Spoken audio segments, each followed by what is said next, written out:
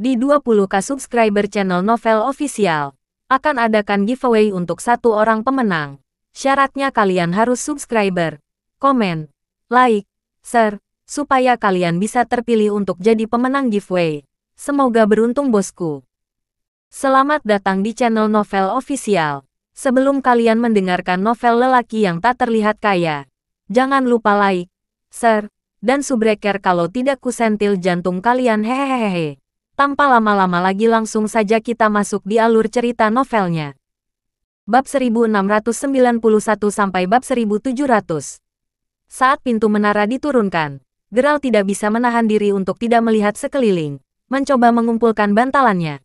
Namun, kegelapan pekat membuatnya mustahil untuk melihat apapun. Saat Geralt bertanya-tanya apa yang harus dilakukan selanjutnya, seberkas cahaya tiba-tiba muncul dari menara. Dengan semakin terangnya, pancaran cahaya mengingatkan pada api unggun yang mengamuk. Bagaimanapun juga, tidak lama kemudian seorang pria yang mengenakan pakaian putih keluar dari cahaya. Melihat itu, Geralt terdorong untuk bertanya, "Dan kamu?" "Aku adalah Dewa Astral Traveler di benua Leikom, dan wujud yang kamu lihat saat ini adalah roh primordial terakhir yang aku tinggalkan di menara surga. Aku dipanggil oleh kedatanganmu," menjelaskan roh primordial itu sambil menatap Geralt. "Kamu adalah Dewa Astral Traveler. Dan apa maksudmu kedatanganku memanggilmu?" Jawab Geralt, terpana oleh pergantian peristiwa yang tiba-tiba. Pertama, dia pasti tidak menyangka orang di hadapannya adalah dewa kuno legendaris dari Astral Traveler. Terkekeh ketika mendengar itu, Dewa Astral Traveler hanya mengulurkan tangannya, sebelum menjentikkan jarinya. Dan begitu saja, Geralt disambut oleh pemandangan bintang yang tak terhitung jumlahnya. Meskipun kemungkinan besar itu hanya ilusi yang dimanifestasikan, itu benar-benar terasa seperti dia saat ini berdiri di tengah ruang. Rupanya belum selesai. Dewa Astral Traveler kemudian melambaikan tangannya, mengungkapkan adegan lain kepada Geralt, yang sangat meresahkan. Benua itu hancur, berantakan total, dengan tulang yang tak terhitung jumlahnya tersebar di seluruh daratan dan langit yang diselimuti awan gelap. Geralt merasakan getaran di tulang punggungnya hanya karena melihat semua itu.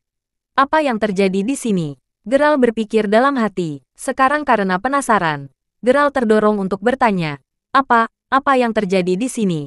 Dewa Astral Traveler. Saat pertanyaannya berakhir, desir halus bisa terdengar, mendorong Geralt untuk melihat sumber suara, dan diproyeksikan ke sana, adalah angka 300. Mengangkat alis sedikit, Geralt mulai bertanya-tanya, 300. Apa artinya itu? Apakah itu semacam kode rahasia? Setelah jeda sejenak, Dewa Astral Traveler kemudian menjawab, "Ini adalah takdir dunia tepat 300 hari. Setelah mendengar itu, Geralt benar-benar terkejut. Dengan mata terbelalak dan dipenuhi rasa tidak percaya, Geralt kemudian bertanya, "Apa, dunia akan hancur total saat itu?" Memang, pada hari ke-300, Masrus, Dewa Iblis akan dihidupkan kembali. Setelah itu, dia pasti akan mengambil alih seluruh dunia. Jika dia diizinkan melakukan itu, maka benua Leikom tidak hanya akan jatuh di bawah kekuasaannya, tetapi Jaelatra dan benua lain akan berbagi nasib itu juga. Dewa Astral Traveler menjelaskan dengan nada serius. Meskipun Geralt merasa bahwa klaim itu agak mengingatkan pada dongeng legendaris, dia tahu bahwa Dewa Astral Traveler dari semua orang tidak akan membohonginya. Dengan pemikiran itu berarti nasib dunia benar-benar terlihat suram. "Saya melihat, Dewa Pengembara Astral, saya berasumsi Anda menunjukkan semua ini karena suatu alasan. Mungkinkah aku mampu mencegah semua penderitaan ini?" Tanya Geralt. Lagi pula, Dewa Menara Astral pasti tidak akan menunjukkan semua ini padanya tanpa alasan yang tepat. Mungkinkah dia menjadi penyelamat yang dinubuatkan untuk generasi baru? Asumsimu benar, hanya kamu yang memiliki kekuatan untuk melawan Masrus. Dan jika kamu berhasil, kamu pasti akan menjadi penyelamat dunia. Jawab Dewa Pengelana Astra sambil menatap Geralt dengan penuh tekad. Benar-benar terkejut dengan wahyu yang tiba-tiba ini. Geralt hanya bisa berpikir, "Tapi, kenapa aku dipilih menjadi penyelamat secara tiba-tiba?" Dia hanya merasa aneh bagaimana nasib dunia tiba-tiba mengkhawatirkannya. "Baiklah, tapi kenapa aku?" Tanya Geralt. "Itu karena ada wasiat kuno yang tersembunyi di dalam tubuhmu. Jika Anda berhasil mengembangkan wasiat itu dengan benar, maka Anda pasti akan mampu melawan Masrus. Dengan mengingat hal itu, kamu benar-benar harapan terakhir dunia," menjelaskan Dewa Astral Traveler dengan nada sabar. Melihat relevansi kata-katanya, Geralt kemudian menjawab, "Dan bagaimana saya mengembangkan wasiat itu?" Mendengar itu, Dewa Pengembara Astral kemudian menangkupkan kedua tangannya, menyebabkan semacam gulungan muncul di sana tak lama setelah. Setelah menyerahkan gulungan itu, Geralt memperhatikan ada semacam slot di atasnya. Cukup jelas bahwa ada sesuatu yang perlu dipasang di dalamnya untuk membuka gulungan itu. Bahwa ada gulir bintang. Untuk membuka rahasianya, pertama-tama Anda harus mendapatkan item yang dikenal sebagai permata gemerlap. Meskipun Anda akan dapat mulai mengembangkan keinginan di tubuh Anda setelah Anda membuka gulungan itu, ketahuilah bahwa tidak ada yang pernah bisa mendapatkan atau bahkan menemukan permata itu sejak pertama kali ia ada. Jelas Dewa Astral Traveler sambil menatap Geralt dengan tatapan serius. Setelah mendengar itu, Geralt mau tidak mau melihat gulungan itu sedikit lebih lama sebelum menyimpannya di dalam cincin penyimpanannya. Setelah itu selesai, Geralt kemudian berbalik menghadap Dewa Astral Traveler sebelum bertanya. Yah, selain itu, apa sebenarnya cobaan menara surga? Saya datang untuk berpartisipasi dalam persidangan, bukan? Siapa yang sekarang saya rasakan seperti saya di sini untuk menerima misi? Geralt berpikir dalam hati, saya menetapkan uji coba menara surga hanya sebagai kedok. Tujuan saya selalu menunggu kedatangan individu yang ditakdirkan, dan Anda akhirnya datang hari ini. Dengan mengingat hal itu, Anda tentu saja tidak harus melalui uji coba. Lagi pula, semua cobaan di sini tidak berguna untukmu. Waktu sangat penting, jadi aku akan segera mengirimmu ke puncak menara. Jawab Dewa Astral Traveler. Mendengar itu, Geralt hanya bisa mengangkat sedikit alisnya saat dia menaiki menara dengan kecepatan ekstrim. Beberapa detik kemudian, seseorang dari luar tiba-tiba terdengar berteriak, "Hahei! Lihat di sana, bagian atas menara bersinar." Menyadari bahwa apa yang dikatakan orang itu adalah benar, Sumeru dan keempat guru besar itu langsung menunjukkan keterkejutan yang luar biasa. Bagaimanapun, cahaya yang sekarang dilihat semua orang hanya akan mulai bersinar ketika seseorang berhasil mencapai puncak menara. Dengan pemikiran itu, Geralt pasti bisa mencapainya. Betapa tak terduga, sejak uji coba dilakukan ratusan tahun yang lalu, tidak ada yang bisa menskalakan menara sepenuhnya. Sampai hari ini, pindah kembali ke Geralt. Setelah tiba di puncak menara, Geralt disambut oleh pemandangan pedang yang memancarkan cahaya putih. Berjalan lebih dekat ke pedang, Geralt menyaksikan pedang itu langsung mulai bergetar di tempatnya. Dalam arti tertentu, sepertinya dia berperilaku seperti itu karena hubungan telepati dengan Geralt. Sebelum dia bisa terlalu dekat, Dewa Astral Traveler muncul di hadapan Geralt lagi sebelum berkata, "Itu ada pedang Astrabais, dan itu akan berfungsi sebagai senjata spesialmu mulai hari ini dan seterusnya. Di sampingnya, ada buku yang berisi semua keterampilan yang bisa Anda lakukan dengan pedang. Saya harap Anda akan menggunakannya dengan bijak dan menguasai semua keterampilan Astrabais. Jika Anda melakukannya, Anda pasti akan menjadi jauh lebih kuat. Itu tidak perlu dikatakan. Tentu saja." Jadi Geralt hanya mengangguk sebelum melanjutkan berjalan menuju pedang. Sekarang sebelum pedang, Geralt mendengar Dewa Astral Traveler berteriak, "Ulurkan tanganmu dan tarik keluar." Sesaat tercengang oleh bagaimana memerintah Dewa Astral Traveler tiba-tiba, Geralt dengan cepat mengguncangnya sebelum dengan kuat menggenggam gagang pedang, hanya untuk seketika merasakan sedikit rasa sakit di telapak tangannya. Tanpa sepengetahuan Geralt, pedang itu telah menyebabkan luka kecil di telapak tangannya, mengakibatkan setetes darahnya bersentuhan dengan gagang pedang. Yang kedua terjadi, pedang Astrabais segera mengeluarkan cincin halus, melepaskan gagangnya dan mundur selangkah. Geralt kemudian menyaksikan pedang itu dengan cepat mulai mengayun dengan liar. Hanya butuh beberapa detik bagi Astrabais untuk melepaskan diri dari pengekangannya, dan begitu dibebaskan, ia langsung terbang ke tangan Geralt. Secara naluriah memegang gagang pedang dengan erat, Geralt segera mulai merasakan kekuatan yang kuat melonjak ke bidang Elixir of Life dari telapak tangannya. Perasaan ini, dia akan membuat terobosan.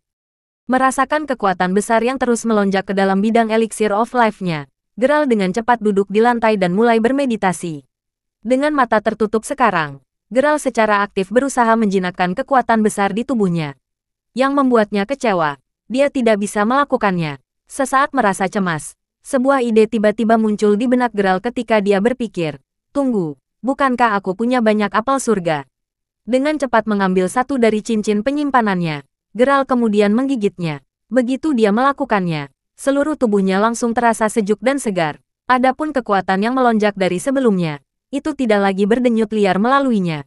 Dengan kata lain, Geralt telah berhasil menembus peringkat jiwa ke-9 dari alam Sage.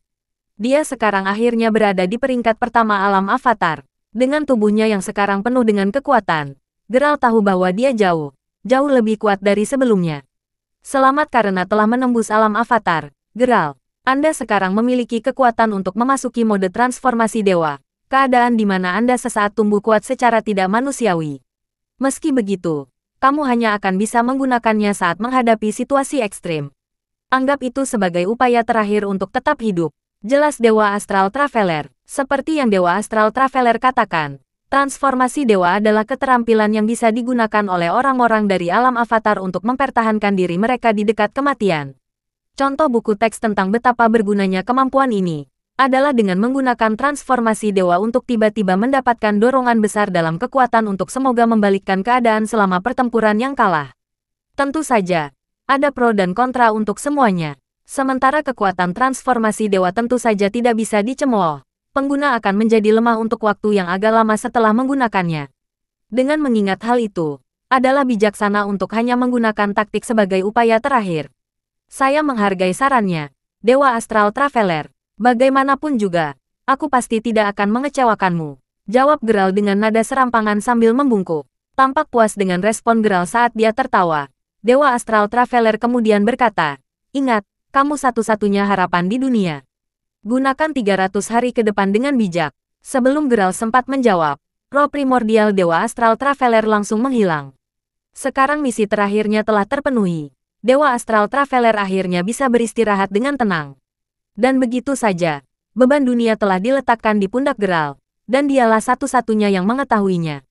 Tak lama setelah itu, pintu masuk menara surga dibuka kembali, dan semua orang menyaksikan Geralt perlahan keluar.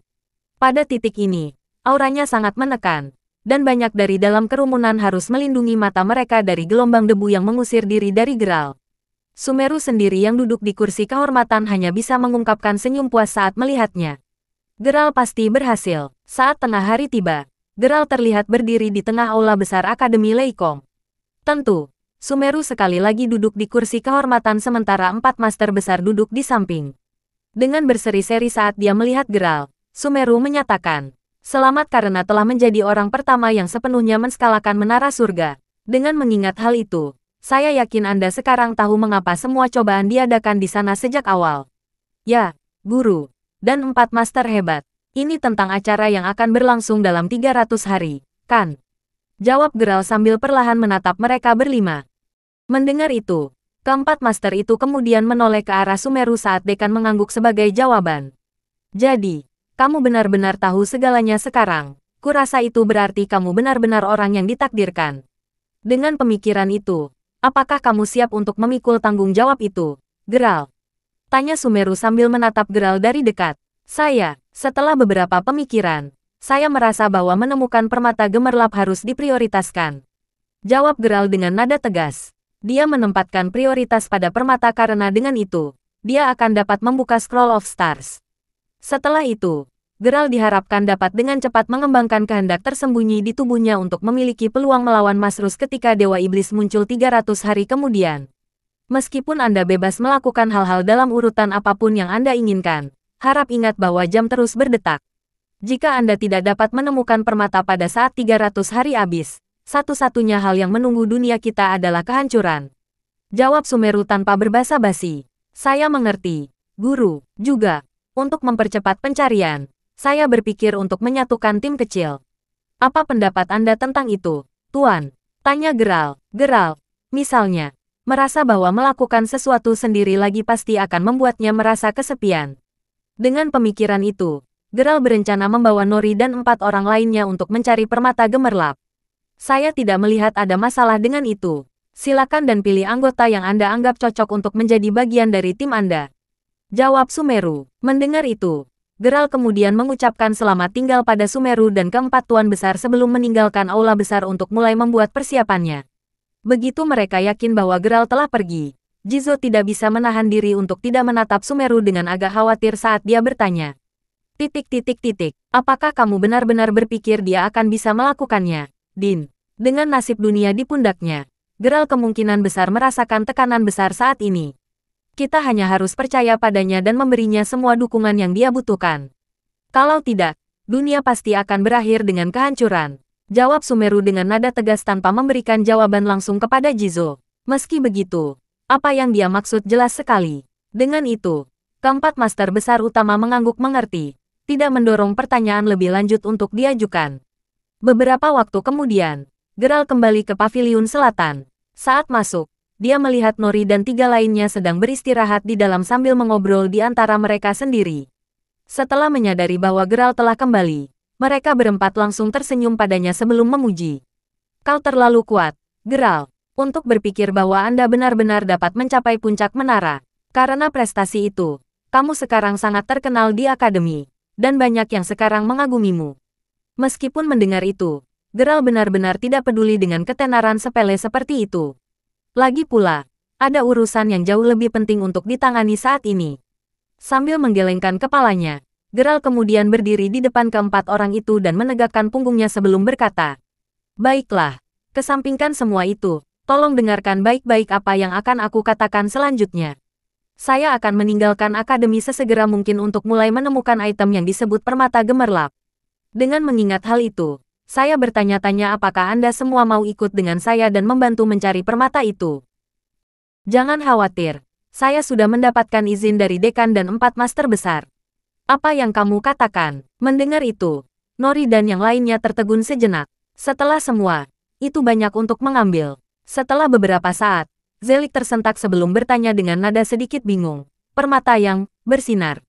Apa sebenarnya itu, dan mengapa kita harus meninggalkan akademi secara tiba-tiba untuk mencarinya? Saya khawatir saya belum bisa membagikan detailnya kepada Anda. Namun, saya pasti akan melakukannya suatu hari nanti. Terlepas dari itu, pertanyaan saya tetap ada. Apakah Anda bersedia untuk bergabung dengan saya dalam pencarian saya? Perhatikan bahwa kita mungkin menghadapi banyak masalah dan bahaya sepanjang perjalanan. Jadi jika Anda enggan, saya mengerti dan saya tidak akan memaksa Anda untuk ikut." "Saya benar-benar baik-baik saja dengan pergi sendiri," jawab Geralt sambil mempertahankan tatapan seriusnya. Dengan betapa seriusnya perselingkuhan ini, Geralt bahkan tidak berencana membuat lelucon untuk mencairkan suasana. Melihat bahwa Geralt bersungguh-sungguh, Nori dan yang lainnya mendapati diri mereka sejenak bertukar pandang satu sama lain. "Aku bersedia bergabung dengan timmu, Geralt. Aku akan mengikutimu kemanapun kamu pergi," kata Nori setelah berpikir sejenak. "Hitung aku juga, Tuan Crawford. Kami semua bersedia menjadi bagian dari ini." Melihat bahwa Nori telah mengambil sikap, Zelik, Cyril, dan Rai merasakan dorongan untuk melakukan hal yang sama. Setelah mendengar jawaban antusias mereka, Geralt tidak bisa menahan perasaan tersentuh. Sejujurnya, dia sudah memperhitungkan kemungkinan bahwa tidak ada dari mereka yang akan pergi bersamanya. Lagi pula, keempat orang itu bahkan bukan kenalannya yang lama. Dengan mengingat hal itu, Geralt tahu bahwa mereka sudah meminta banyak untuk mempertaruhkan hidup mereka hanya untuk membantunya. Sekarang mereka semua setuju tanpa berpikir 2 kali. Bagaimanapun, itu menunjukkan Geralt bahwa mereka benar-benar melihatnya sebagai teman. Bahkan, itu juga menunjukkan betapa mereka percaya padanya. "Terima kasih, kalian semua. Sementara saya ingin memiliki momen sentimental, tidak ada waktu untuk disia-siakan. Dengan itu, cepatlah dan mulai berkemas.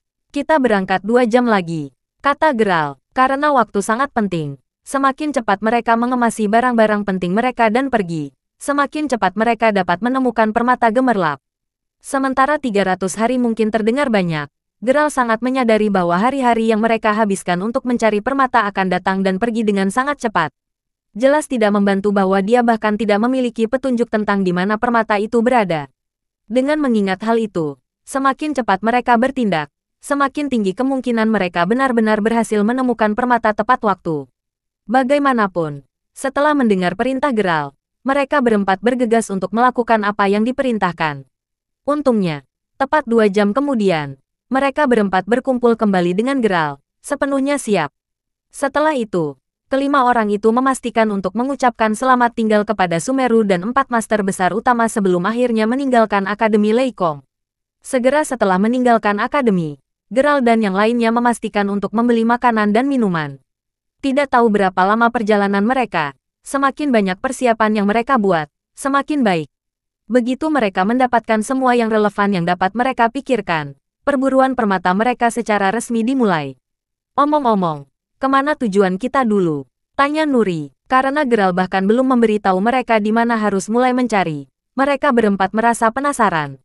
Setelah mendengar itu, Geralt membuka peta dan mulai memeriksanya. Butuh beberapa saat, tetapi dia akhirnya menunjuk ke suatu area di peta sebelum menyatakan, kita akan mulai mencari di sini. Tanah terlantar selatan. The South Wastelands adalah daerah terpencil yang terletak di selatan benua Leikong. Secara harfiah tidak ada yang menghuni tempat itu, dan hanya sedikit yang berani menjelajah ke sana. Namun, karena Geralt telah membuat pilihannya, Nori dan yang lainnya hanya setuju. Dengan lokasi yang ditentukan, mereka berlima segera berangkat ke Wastelands Selatan.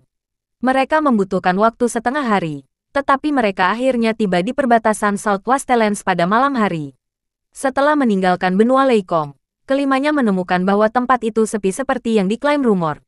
Tidak ada bangunan dan bahkan tidak ada satu jiwa pun. Fakta bahwa malam dengan cepat berubah menjadi malam benar-benar memperkuat kengerian daerah tersebut. Meski begitu, kelimanya terus berjalan. Lagi pula, Geralt tidak takut akan hal-hal seperti itu. Setelah berjalan beberapa saat di South Wastelands, kelompok itu menemukan dinding Loes dan memutuskan bahwa sudah waktunya bagi mereka untuk beristirahat sementara. Pada saat itu, semuanya benar-benar gelap, sedikit terlalu gelap. Mengangkat alis, Nori menoleh untuk melihat bulan di langit, hanya untuk ternganga. Hahei, lihatlah bulan. Kilauannya berhenti tepat di perbatasan benua Leikong. Sinar bulan tidak bisa menjangkau kita di sini sama sekali. Teriak Nori sambil menunjuk bulan yang terang di kejauhan. Menyadari bahwa apa yang dia katakan itu benar, anggota kelompok lainnya langsung menemukan fakta itu agak misterius dan aneh. The South Wastelands benar-benar tempat yang luar biasa, untuk berpikir bahwa sinar bulan tidak bisa masuk ke sini. Benar-benar membingungkan. Meski begitu, sepertinya mereka tidak bisa berbuat apa-apa. Dengan pemikiran itu, Geralt dan yang lainnya hanya bisa terus duduk di sana sambil menatap bulan yang cerah dan indah. Beberapa saat kemudian, Rai sedang mengamati area tersebut ketika dia tiba-tiba berteriak, "Mer! Crawford, ayo cepat, ada semacam tablet batu di sini." Setelah mendengar itu, Geralt dan tiga lainnya segera berlari ke tempat Rai berada. Sesuai dengan kata-katanya, mereka semua sekarang melihat tablet batu tegak di depan mereka. Menyeka lapisan debu tebal dari tablet dengan tangannya, Geralt memperhatikan bahwa beberapa kata telah terukir di atasnya. Menyipitkan matanya untuk melihat lebih dekat, Geralt kemudian menyatakan, binatang selatan dari Wastelands. Segera setelah Geralt membacakan itu, raungan marah dan memekakkan telinga tiba-tiba terdengar dari atas mereka. Saat raungan terus bergema di tanah tandus yang tandus, suara ledakan terdengar. Setelah itu, semua orang hanya bisa menonton dengan mata terbelalak saat sosok hitam besar melompat keluar dari tablet batu. Saat mendarat tepat di depan kelima individu itu, pendaratan kuat yang tidak manusiawi dari makhluk itu menyebabkan tanah di sekitar mereka bergetar begitu hebat sehingga bahkan sulit untuk menjaga keseimbangan mereka. Apa kekuatan yang menakutkan? Apa benda itu? Tergagap Nori saat dia melihat Geralt sedikit ketakutan. Kurasa itu binatang selatan kita, jawab Geralt sambil menatap sosok raksasa yang agak mirip singa. Memikirkan bahwa hanya dengan membaca teks di tablet akan memanggilnya. Menilai dari betapa marahnya kelihatannya, mereka pasti telah membangunkannya dari tidur siangnya. Sial, kita membutuhkan sumber cahaya yang tepat. Kita bahkan tidak bisa melihatnya dengan benar sekarang. Gerutu Zelik sambil mengerutkan kening. Karena sinar bulan tidak dapat menembus ke Wastelands Selatan, penglihatan mereka sangat terbatas, hanya beberapa kaki di depan mereka. Jangan khawatir, saya punya solusinya, jawab Geralt sambil memanggil kertas jimat dan sikat dari cincin penyimpanannya. Setelah dengan cepat melukis jimat, dia kemudian melemparkannya ke udara, mendorong jimat meledak menjadi bola api besar. Di bawah sumber cahaya yang baru diterangi, semua orang sekarang bisa melihat binatang buas di depan mereka dengan sangat detail.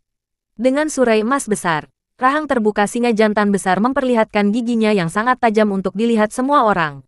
Dengan marah, singa itu terus memelototi mereka berlima dengan matanya yang penuh amarah. Meskipun tidak tampak dalam posisi menyerang, menemukan fakta itu sedikit membingungkan. Zelik terdorong untuk bertanya, kenapa tidak menyerang kita? Yang membuat semua orang cemas. Begitu dia mengatakan itu, singa itu langsung mulai berlari ke arah mereka. Kamu dan mulut besarmu, gerutu Ciril, kalian semua, cepat dan lari. Aku akan menghadapinya, perintah Geralt saat dia melesat ke arah singa dengan kecepatan kilat. Terus mengaum saat menyerbu langsung ke Geralt. Singa itu kemudian melompat, jelas mencoba membanting beratnya ke pemuda yang datang. Tentu saja, Geralt tidak akan memberikan kesempatan itu. Meluncur tepat di bawah singa, Geralt dengan ahli memukul perut binatang itu dengan telapak tangannya. langsung mengejutkannya dan membuat singa besar itu terbang. Melihatnya melayang cukup jauh, Geralt telah menyimpulkan bahwa meskipun singa itu besar, ia terhambat oleh beratnya. Dengan pemikiran itu, tidak mungkin dia bisa menandingi kecepatan Geralt. Terlepas dari itu, Geralt tidak terlalu berusaha untuk mengakhiri hidup singa. Sebaliknya, dia berpikir untuk menjinakkannya. Bagaimanapun, Geralt tentu saja tidak menentang gagasan memiliki singa sebesar itu di bawah kendalinya. Pindah kembali ke singa, begitu menyentuh tanah, akhirnya berguling beberapa kali sebelum akhirnya berhenti. Mengguncang tubuhnya saat merangkak kembali, kemudian berbalik menghadap Geralt, melotot dan menggeram keras padanya. Meskipun itu binatang buas, itu tidak bodoh. Ia sangat sadar bahwa ia tidak akan mampu menghadapi Geralt. Itulah sebabnya ia menahan diri untuk tidak menyerangnya lagi dengan gegabah. Melihat itu, Geralt kemudian maju beberapa langkah sebelum menunjuk ke arah singa dan berteriak, "Kamu punya dua pilihan. Yang pertama adalah ikut denganku dan dengan patuh mengizinkanku menjadi tuanmu. Jika Anda menolak, satu-satunya pilihan lain yang Anda miliki adalah dibunuh, dimasak, lalu dimakan. Asal tahu saja, saya belum pernah mencicipi singa sebelumnya, dan saya sangat tertarik untuk mencoba. Apapun itu, nyatakan pilihanmu." Menjadi binatang ilahi, singa supernatural secara alami dapat memahami ucapan manusia. Dengan pemikiran itu, setelah mendengar lamaran Geralt, singa itu tampak sedikit tenang, sepertinya tenggelam dalam pikirannya. Setelah beberapa saat, singa itu mengeluarkan geraman rendah. "Apakah kamu serius? Anda lebih suka dimakan daripada berada di bawah kendali saya. Tentunya kamu tidak cukup bodoh untuk percaya bahwa kamu bahkan bisa hampir mengalahkanku." Ejek Geralt sambil mendengus menghina perilaku singa. Sejujurnya, jika dia ingin mengakhiri hidup singa, Geralt bisa melakukannya dengan sangat mudah. Memberi singa pilihan untuk berada di bawahnya sudah merupakan cara Geralt menunjukkan belas kasihan. Namun, jika singa itu akan terus keras kepala, Geralt benar-benar tidak melihat alasan untuk membuatnya tetap hidup. Dia lebih suka menghadapinya dengan tegas. Either sebagai tanggapan, singa hanya dengan lancang berbaring di perutnya sebelum berbalik untuk melihat ke samping dengan mendengus, benar-benar menolak untuk melihat Geralt. Betapa sombongnya. "Oh, apa aku membuat sang putri kesal?" ejek Geralt. Melihat betapa kekanak-kanakan singa itu berperilaku. Tiba-tiba, sesuatu terbang keluar dari arah Geralt sebelum mendarat tepat di depan singa. Setelah melihatnya, singa itu langsung merintih saat berdiri dan menundukkan kepalanya di depan sosok mungil itu. Tentu saja, sosok yang dimaksud tidak lain adalah naga hijau kecil. Sekarang tampak jauh lebih jinak. Ternyata singa itu merasa terintimidasi oleh naga kecil itu. Memikirkan bahwa binatang agresif itu akan sangat takut pada bayi. Itu mengejutkan kelompok 5. Untuk sedikitnya, siapa yang mengira bahwa naga hijau kecil itu sebenarnya cukup kuat untuk menakuti singa besar itu? Naga itu pasti memiliki identitas yang sangat bergengsi. Lagi pula, dia bisa mengintimidasi singa itu meski sangat kecil, kata Rai sambil berjalan menuju sisi Geralt. Setelah itu, mereka menyaksikan naga itu mengeluarkan tangisan kecil sebelum terbang kembali ke Geralt, menatapnya sambil mengayunkan tubuhnya. Menyadari bahwa itu mencoba meminta sesuatu padanya, Geralt dengan mudah menyatukan 2 dan 2. Sambil menggelengkan kepalanya, Geralt hanya bisa berkata dengan pasrah, "Saya mengerti. Anda menginginkan apel surga, bukan? Baiklah, aku akan memberikan satu untukmu." Dengan itu, Geralt mengambil satu apel surga dari cincin penyimpanannya sebelum menyerahkannya kepada naga. Namun, naga itu tampaknya tidak puas hanya dengan satu apel. Mengayunkan tubuhnya lebih jauh, naga itu kemudian terus-menerus mengalihkan pandangannya antara Geralt dan singa. Memahami bahwa naga itu ingin dia memberi singa apel surga juga, Geralt sedikit ragu. Meski begitu, dia datang untuk memuja bayi naga. Dengan pemikiran itu, pada akhirnya, dia tidak bisa menahan diri untuk tidak memberikan apel kedua padanya. Puas, naga kecil itu yang memegang 2 apel di dalam rahangnya lalu dengan cepat terbang ke arah singa. Setelah meletakkan sebuah apel tepat di depan singa, sang naga kemudian menelan apelnya sendiri dengan sekali teguk. Melihat itu, singa itu mengangkat alis sebelum mengalihkan pandangannya antara Geralt dan apel di depannya. Setelah memastikan bahwa tidak ada yang salah, singa dengan cepat menelan seluruh apel. Tampaknya khawatir seseorang akan mencuri apel darinya. Begitu memakan apel, singa langsung tampak jauh lebih bahagia. Selain temperamennya yang jelas menjadi jauh lebih lembut, singa itu juga mulai mengecil hingga kira-kira berukuran sama dengan Geralt dan yang lainnya. Setelah itu, singa itu kemudian berjalan ke arah Geralt sebelum berbaring dan menggosokkan pipinya ke kakinya. Jelas bahwa ini adalah caranya untuk menunjukkan ketundukan kepadanya. Jadi aku bisa menyuapmu hanya dengan satu buah apel surga. Jika aku tahu, aku tidak akan membuang energiku untuk mencoba melawanmu sejak awal. Kata Geralt sambil tertawa melihat betapa berbedanya sikap singa itu terhadapnya. Namun, sekarang singa itu patuh padanya. Itu berarti dia memiliki hewan peliharaan baru untuk diurus. Dengan pemikiran itu, Geralt kemudian mengambil 2 apel surga untuk memberi makan hewan peliharaannya.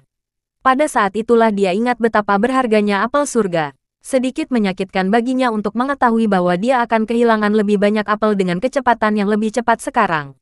Geralt hanya bisa berharap bahwa singa tidak perlu makan apel surga sebanyak yang dilakukan bayi naga. Jika bukan itu masalahnya, maka persediaan apelnya pasti akan segera habis. Jika boleh, apakah yang baru saja Anda beri makan singa adalah apel surga yang legendaris, Tuan Crawford? Tanya Rai sambil menatap Geralt dengan heran. Rai sudah lama mendengar tentang apel surga yang legendaris, dan tentu saja tidak terpikir olehnya bahwa Geralt akan benar-benar memiliki buah suci. Sejujurnya, itu membuatnya cemburu karena Geralt memiliki akses ke sumber daya tersebut. Terlepas dari itu, Geralt hanya tersenyum sebagai tanggapan ketika dia menjawab, bingung. Sekarang setelah mereka tahu tentang simpanan apel surga, Geralt merasa perlu membaginya di antara teman-temannya. Dengan itu, dia mengambil 4 apel lagi dan menyerahkannya kepada Nori dan yang lainnya. Ayo, masing-masing punya 1. Dengan sedikit keberuntungan, kekuatanmu bisa meningkat setelah menelannya, tambah Geralt. Karena mereka berempat sekarang adalah teman baiknya dan mereka bahkan bersedia mengikutinya dalam pencariannya untuk permata yang berkilau. Geralt merasa bahwa mereka pantas diberi apel surga. Setelah melihat kemurahan hati Geralt, keempat orang yang gembira itu dengan cepat mengambil sebuah apel masing-masing dan mulai mengunyahnya. Setelah memakannya, kelompok 4 langsung membuat terobosan dalam kekuatan mereka. Zelik akhirnya berhasil masuk ke alam sage sedangkan Nori bisa masuk ke alam sage peringkat jiwa kedua. Cyril sendiri mendarat di peringkat jiwa keempat dari alam sage sementara Rai memasuki peringkat 8 jiwa alam sage. Bagaimanapun, setelah singa dijinakkan, sisa malam itu agak tenang dan lancar. Dengan mengingat hal itu, Geralt dan 4 lainnya sudah cukup istirahat pada saat pagi tiba. Karena Southwest Lands bukanlah area yang bisa disebut aman, kelompok 5 memutuskan untuk berangkat sedini mungkin. Secara alami, Geralt memastikan untuk membuka peta terlebih dahulu untuk mencari tahu kemana tujuan mereka selanjutnya sebelum benar-benar memulai perjalanan mereka. Tak lama setelah itu, dia menyatakan bahwa mereka menuju ke Dragonblood City selanjutnya. Dengan sedikit keberuntungan, mereka akan dapat menemukan permata di sana. Ada banyak rumor seputar kota darah naga kuno. Yang paling terkenal adalah tentang keberadaan naga darah kuno di dalam pekarangan kota. Di dalam naga tersebut, seharusnya ada objek yang dikenal sebagai Dragon Blood Ball, dan siapapun yang berhasil mendapatkan item tersebut dikatakan dapat memperoleh kekuatan dari Blood Dragon. Sementara kisah itu tentu saja menarik, Geralt tidak pergi ke sana untuk mencari bola darah naga. Dia benar-benar mengejar permata cemerlang. Itulah sebabnya dia menunjukkan sedikit minat untuk mendapatkan bola darah naga. Bagaimanapun, Geralt dan teman-temannya akhirnya tiba di Dragonblood City setelah berjalan sepanjang pagi. Namun, saat mereka memasuki pekarangan kota, kelompok 5 orang itu menyaksikan beberapa orang yang tampak agresif mulai menunggangi kuda mereka melewati gerbang kota. Kalau bukan karena reaksi cepat mereka, mereka pasti akan diinjak-injak oleh kuda-kuda itu. Menatap para pengendara, masing-masing dari mereka tampaknya memiliki aura yang sangat mematikan yang hanya berfungsi untuk memperkuat betapa jahatnya orang-orang itu.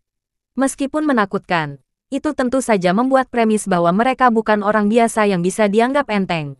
Terlepas dari itu, fakta bahwa mereka baru saja menghindari terluka membuat Zelik cemberut. Siapa orang-orang biadab itu? Mendengar pertanyaan itu, Rai langsung menjawab, mereka dari Hulkeroik Union. Saat semua orang menoleh untuk melihat Rai tidak yakin bagaimana dia bisa tahu tentang kelompok seperti itu, Geralt mau tak mau bertanya, The Hulkeroik Union. Memahami bahwa Geralt dan yang lainnya tidak akan tahu tentang Hulkeroik Union karena mereka baru di benua Leikong. Rai kemudian menjelaskan, mereka adalah kekuatan yang kuat di dalam Dragonblood City. Saya melihat, sebut saja firasat, tapi aku merasa mereka bukan orang yang sangat baik. Jawab Geralt dengan nada tegas. Rai hanya mengangkat bahu tanpa mengucapkan sepatah kata pun. Kebisuannya merupakan tanda yang jelas bahwa apa yang dikatakan Geralt benar. Benar saja. Persatuan Hulkeroik terkenal karena melakukan semua jenis kegiatan yang keterlaluan dan melanggar hukum di dalam kota Dragonblood. Fakta bahwa kekuatan itu begitu kuat hanya membuat anggotanya lebih kejam selama tindakan kebiadaban mereka yang merajalela. Dengan mengingat hal itu, penduduk kota tahu bahwa yang terbaik adalah menjauh dari mereka. Lagi pula, menyinggung mereka hanya akan membawa masalah yang tidak perlu bagi diri mereka sendiri.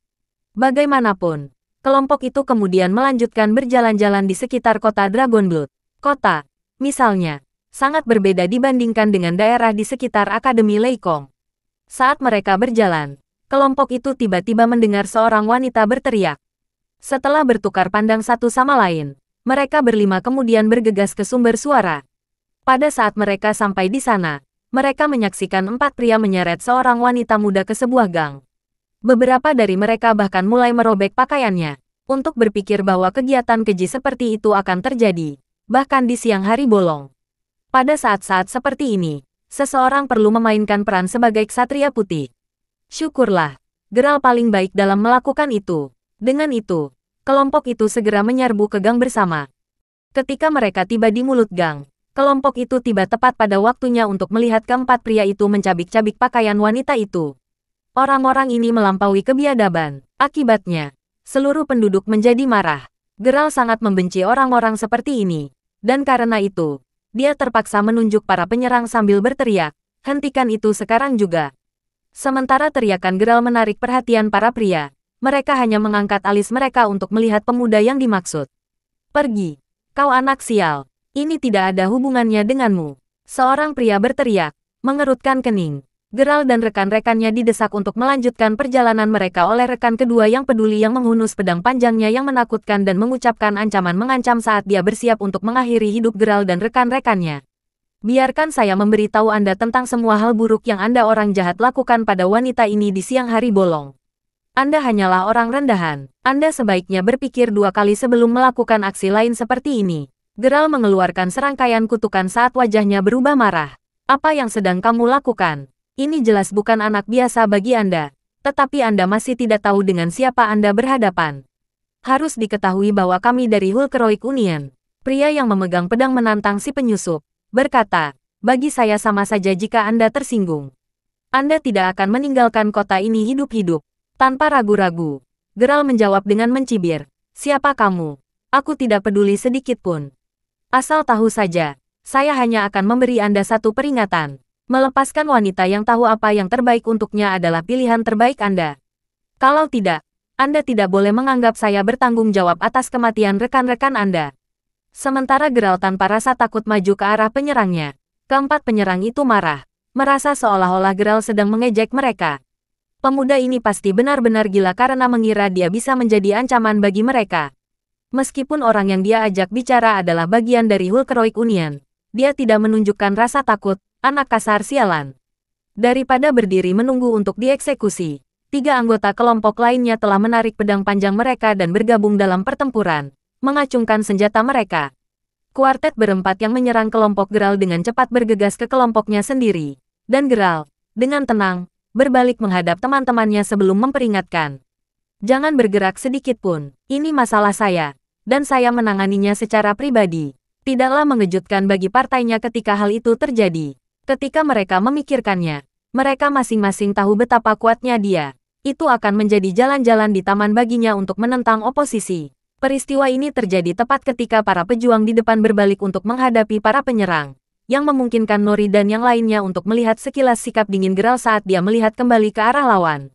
Geralt membiarkan dirinya begitu dekat dengan kedua penyerang itu hingga gagang pedang mereka menyentuh lengannya, tapi dia tidak bergerak apapun sampai saat itu. Namun, begitu pedang itu turun, Geralt tidak lagi menghalangi mereka.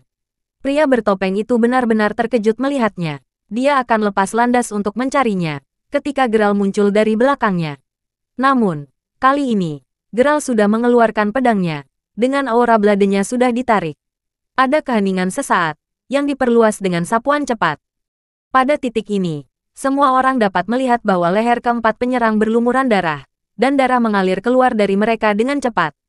Dengan satu gerakan, Geralt telah memenggal mereka berempat, yang merupakan suatu prestasi karena mereka semua adalah lawan yang tangguh. Meskipun Geralt sudah memasuki status avatar, jarak antara tingkat kekuatan mereka terlalu besar untuk mereka atasi saat ini.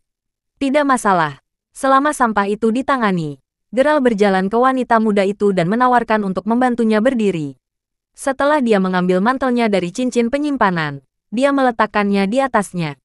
Pada saat ini, merasa jauh lebih hangat dan lebih senang dengan betapa perhatiannya Geralt, wanita itu mendapati dirinya terdorong untuk mengatakan, terima kasih, dermawanku, sulit bagi saya untuk menawarkan banyak sumber materi, tetapi saya akan mengikuti Anda kemanapun Anda memimpin.